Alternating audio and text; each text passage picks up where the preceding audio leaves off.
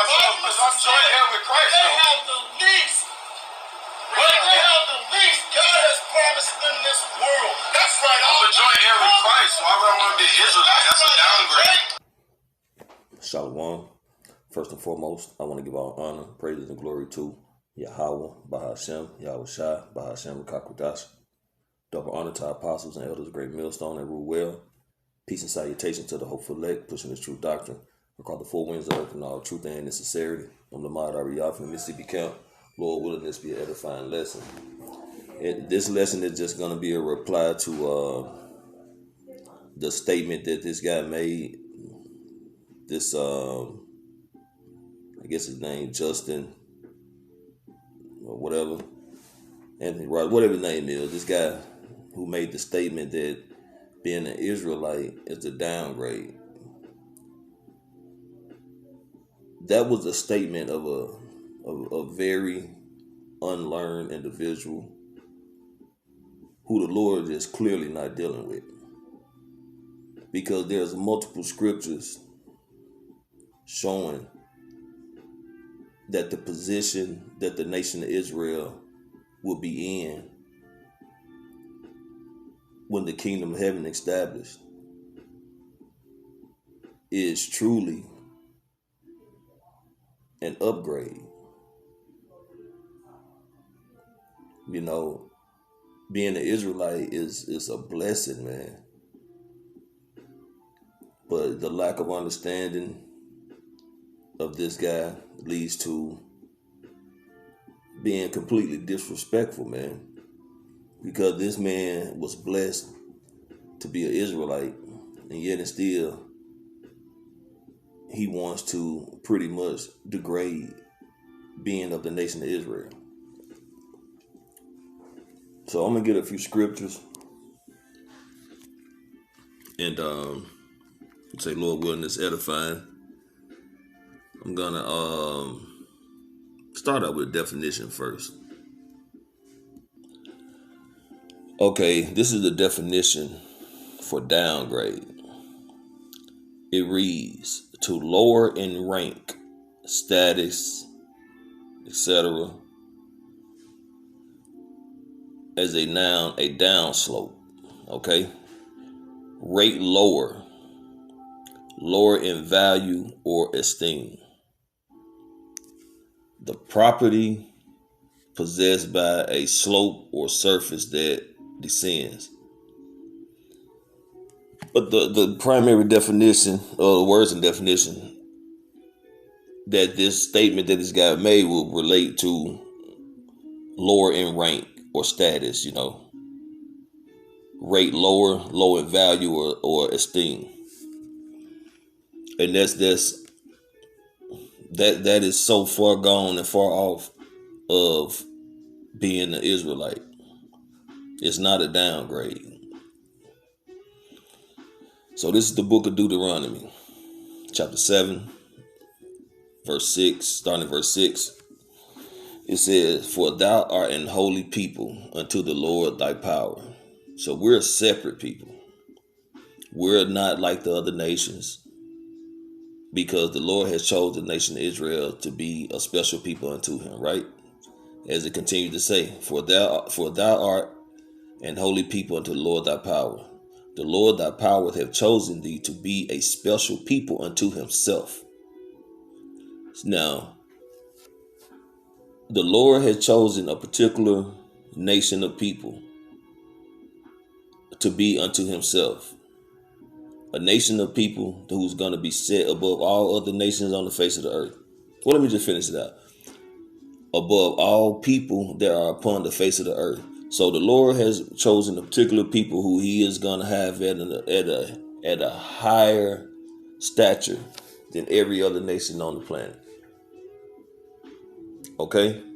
And these people whom the Lord has chosen unto himself has made holy will also have immortality. We will have the law, statutes, and commandments in our inward parts. We will live forever.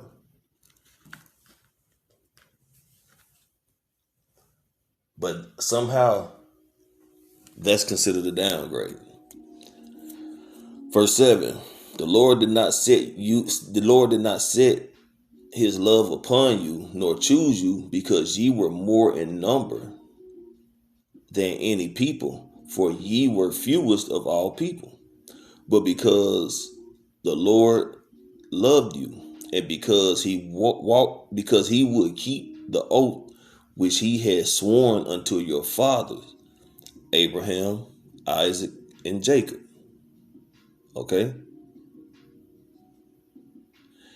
Had the Lord brought you out with a mighty hand and redeemed you out of the house of bondmen from the hand of Pharaoh, king of Egypt.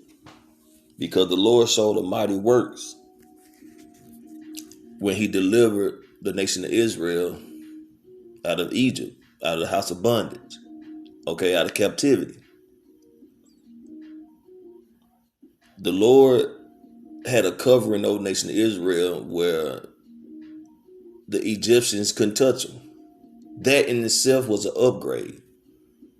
You know, the Egyptians gave them spoil before they left. You know, that was an upgrade in itself. Verse 9. Know therefore that the Lord thy power, he has power, and the faithful power which keepeth covenant and mercy with them that love him and keep his commandments to 1,000 generations. So, hey, the Lord has made Israel a holy people unto himself. Now, he does have his elect, those who are on the highways and byways, prophesying the downfall of America, proclaiming the name of Yahweh Hashem Yahushua, making our bodies a living sacrifice. Now, those are the elect, 144,000 men out of each tribe of the nation of Israel. Well, a total. It's a total. So it's 12,000 out of each tribe, which gives a total of 144,000. It's like that the Lord has ordained to be his elect, his first fruit, those who will be delivered. You know, those who don't have to see their second death. But 2/3 who will be destroyed on this side for being wicked, not hearkening, coming back to the Heavenly Father and the Son, they would come back in the kingdom of heaven, being upgraded. As the elect, they will have the law, statutes, commandments in their inward parts, in their minds. It'll be just like blinking, breathing. It will be natural. We won't be going off. We won't be doing no kind of matters of wickedness. We'll be righteous, man. Just like Yahushua. Through and through. Okay? That's an upgrade. That's not a downgrade. Downgrade is going to be Esau, who is the rulers of this world, the rulers of this kingdom at this moment. But when Yahushua comes back and lifts that standard, he's with his elect, an upgrade, spiritual powers. He's going to bring down this nation that's ruled by wickedness, by Esau, Edom, the so-called white man. And a righteous kingdom going to be established. Upgrade. But Esau will be going into captivity for 1,000 years, and then they will be utterly destroyed. That's an ultimate downgrade right there. That's a downgrade. From going from a ruling nation to a slave to utterly destroyed.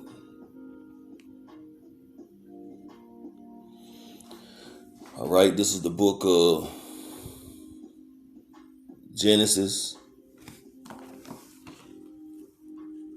Hold up. Salaki. Okay, Salaki. All right, this is the book of Genesis, chapter 32, starting at verse 24. And Jacob was left alone, and there wrestled a man with him until the breaking of the day. And when he saw that he prevailed not against him, he touched the hollow of his thigh. And the hollow of Jacob's thigh was out of joint as he wrestled with him. And he said, let me go, for the day breaketh. And he said, I would not let thee go, except thou bless me. Now this is Jacob wrestling the angel. And Jacob wanted a blessing. He was fighting through agonizing pain, wrestling through agonizing pain, hip out of socket or out of joint. But yet and still he continued to wrestle and hold this angel. Okay? And it reads on and said, and he said unto him, what is thy name? And he said, Jacob. Now, Jacob is the son of Isaac, or one of the sons of Isaac. And Jacob is named Yahweh. Yahweh means supplanter, right? Now, the angel asked him, what is his name? And he said, Jacob.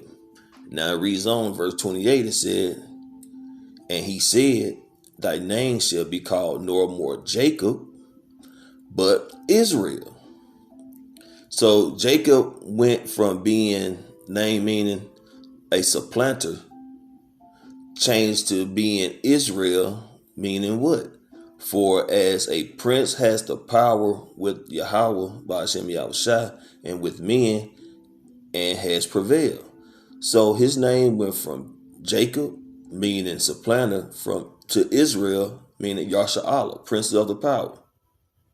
Is that not an upgrade? Is that not an upgrade? Of course it is. Verse 29, and Jacob asked him and said, tell me, I pray thee, thy name. And he said, wherefore is it that thou dost ask after my name? And he blessed him there.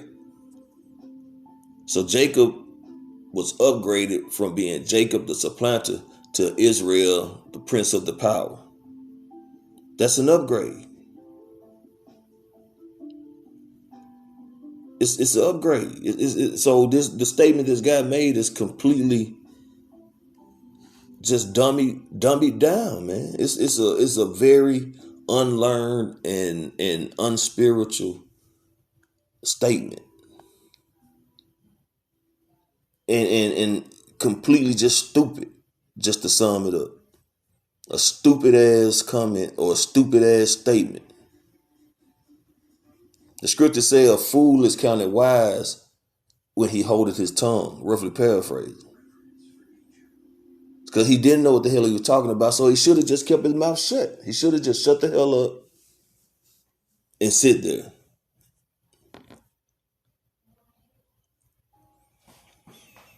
This is the book of Isaiah, chapter 40, start at verse 28. Hast thou not known? Hast thou not heard that the everlasting power, the Lord, the creator of the ends of the earth, faint not, neither is weary? There is no searching of his understanding. He giveth power to the faint, and to them that have no might he increaseth strength. Even the youth shall faint and be weary, and the young men shall utterly fall. But they that wait upon the Lord shall renew their strength. They shall mount up with wings as eagles. They shall run and not be weary, and they shall walk and not faint. Isn't that an upgrade? Isn't that an upgrade given by Yahweh Bashem Yahushua? To not faint when running. To not be weary when you're walking. To be able to mount up with wings, man, as an eagle. Man, we're going to be able to fly, man. We're going to be able to do whatever our hearts desire, man. Because the Lord is going to give us the spiritual capabilities to do so. I ain't seen nobody flying, literally just taking off like Superman. Not in this kingdom. Without some kind of engineered rocket pack or some kind of device. But we're going to be able to just elevate, man, as we want to, run far as we want to, walk far as we want to, and not faint, not get weary. That's a fucking upgrade. And who is this going to be done for? Who is this immortality going to be given to? This is the book of Matthew, chapter 15, starting at verse 22. And behold, a woman of Canaan came out of the same coast and cried unto him, saying, have mercy on me, O Lord, thou son of David. My daughter is grievously vexed with the devil. But he answered her not a word.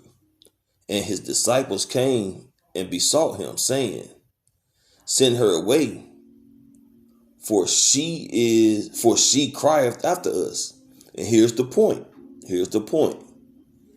But he, Yahushua, answered and said, I am not sent but unto the lost sheep of the house of Israel. So the Lord, Yahushua, Yahweh has given all things to Yahushua. Yahushua is upgrading his men. The men doing the work have been upgraded already, because we was in the world doing all matters of nigger shit, wicked shit, things that wasn't pleasing to Yahushua. And the Lord has called us into this marvelous light, and we have changed our ways. We have been upgraded to spiritual men, doing what's required to receive salvation, to please Yahushua first and foremost, starting with our apostles and elders on down. But there's going to be another upgrade coming, because the standard's going to be lifted. Brothers going to have spiritual powers on this side. And then we're going to be completely upgraded when we're delivered, man, to be being them chariots, because scripture speaks on that we will be changed in the twinkling of an eye, because these bodies of this earth, man, cannot be go into them chariots. They're going to have to be changed. So that's going to be that ultimate upgrade. And that's going to be the nation of Israel, starting with the Lord's elect. 144,000 men, and 1/3 of the men, women, and children who believe in Yahushua. So for this nigga to say that being an Israelite or of the nation of Israel is a downgrade, may the Lord destroy you, man, your family too.